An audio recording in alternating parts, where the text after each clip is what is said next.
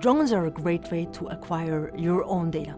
They let you fly over, an area you're at, and it makes it really easy to acquire your own data. Today's social challenges are growing, especially with climate change. They're not going to get smaller. And most of the social challenges are local challenges. So the real challenge is to say, how can we localize this technology? How can we make sure that in AI algorithms, we integrate the local point of view? So our flying labs work on projects, for example, to map landfills. They have worked with cities and finding mosquito breeding grounds. They're working with conservation issues or illegal logging. They're working in disaster areas after hurricanes for rebuilding initiatives, after landslides, pre-harvest loss.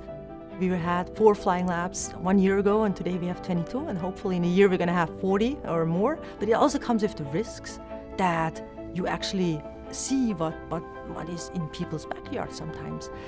It gives you the power, but it also comes with responsibilities, and that responsibility is about ethics.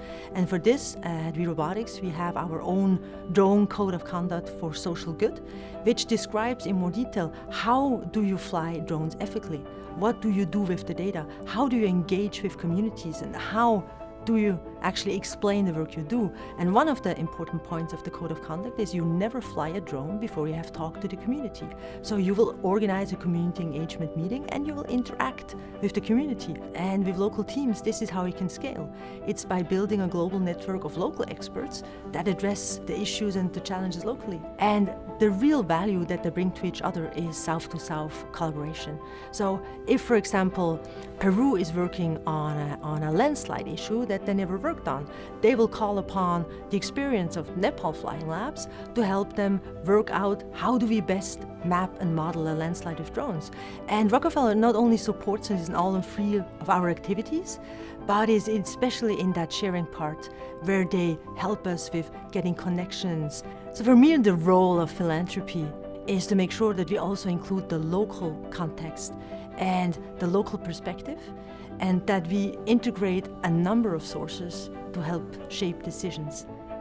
I also believe that the role of philanthropy is to address one of the most pressing problems today in technology development, which is the digital divide, which is giving access.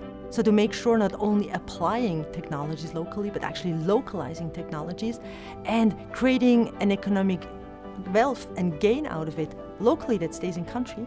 I think this is one of the leading roles of philanthropy today in technology and data.